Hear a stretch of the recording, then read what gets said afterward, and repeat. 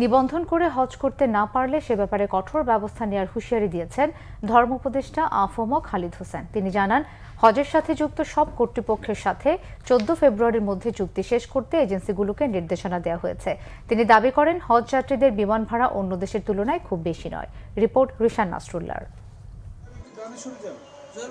হজ ব্যবস্থাপনার অগ্রগতি নিয়ে সোমবার সচিবালয়ে সাংবাদিকদের ব্রিফিং করেন অন্তর্বর্তী সরকারের ধর্ম বিষয়ক উপদেষ্টা আফমা খালিদ হোসেন।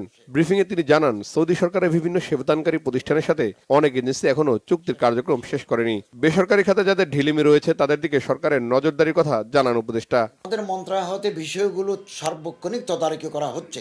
আমরা গতকালই এজেন্সিদেরকে তাগিদপত্র দিয়েছি এবং তাদেরকে 14 ফেব্রুয়ারির মধ্যে সকল চুক্তি সম্পাদনের জন্য বলা হয়েছে। আপনাদের মাধ্যমেও আমরা সংশ্লিষ্ট এজেন্সিগুলিকে অনুরোধ জানাবো, তারা যেন সৌদি সরকারের বেঁধে দেওয়া সময় 14 ফেব্রুয়ারির মধ্যে 1 নম্বর মিনা ও আরাফায় তাঁবু ক্যাটারিংয়ের জন্য সার্ভিস কোম্পানির সাথে চুক্তি, 2 বাড়ি বা হোটেল কর্তৃপক্ষের সাথে চুক্তি, 3 পরিবহন কোম্পানির সাথে চুক্তি, 4 ক্যাটারিং নিতে আগ্রহী হলে ক্যাটারিং সেবাদানকারী কোম্পানির সাথে চুক্তিগুলো সম্পাদন করবেন। এজেন্সির অবহেলা বা গাফিলতির কারণে কোনো হজ যাত্রী, নিবন্ধিত হজ যাত্রী হজ করতে না পারলে সে দায় সংশ্লিষ্ট এজেন্সিকে নিতে হবে। যাত্রীদের বিমান ভাড়া ও টিকিট সিন্ডিকেটের বিষয়ে জানতে চাইলে উপদেষ্টা বলেন, এ বিষয়ে একটি কমিটি গঠন করা হয়েছে। আগামীতে থার্ড ক্যারিয়ারের মাধ্যমে হজ যাত্রী পাঠানোর পরিকল্পনার কথাও জানান তিনি। সৌদি আরব এবছর হজে শিশুদের না নেওয়ার নির্দেশনা দিয়েছে বলেও জানান উপদেষ্টা। আগে এজেন্সিরা গ্রুপের নাম দিয়ে গ্রুপ বলে একজনে 20-30টা করে সিট বিমানে বুক করে রাখে, তারপরে এগুলো দ্বিগুণ তিগুণ চতুর্গুণ বৃদ্ধি করে বিক্রি করে।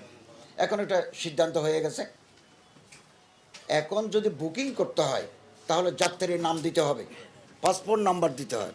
72 আওয়ার্সের ভিতরে এই টিকিট যদি ইস্যু করা না হয়, স্বয়ংক্রিয়ভাবে এয়ারলাইন্স সে টিকিট বাতিল করে দেবেন। আমাদের চুক্তিতে আছে, national carrier will carry the pilgrims from Dhaka to Jeddah. তো আমি বলছি যে আমাদের কোনো এজেন্সি না, কোনো এয়ারলাইন্স যদি নির্ধারিত ভাড়ার চাইতে কমে নিতে না চায়, তখন আমরা থার্ড ক্যারিয়ার নিতে পারবো কিনা। তিনি আমাদেরকে বললেন, আপনি লিখিতভাবে এটা আমাদের জানান।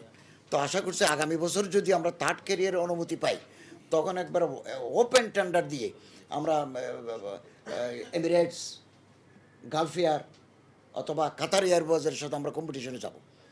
ব্রিফিংয়ে আরও জানানো হয়, 1,27,198 জনের কোটার বিপরীতে এবছর নিবন্ধন করেছেন 87,100 জন। সুস্থ সুন্দর আমরা একটা হজ উপহার দিতে পারব। রিশান নাসরুল্লাহ, বাংলা ভিশন, ঢাকা।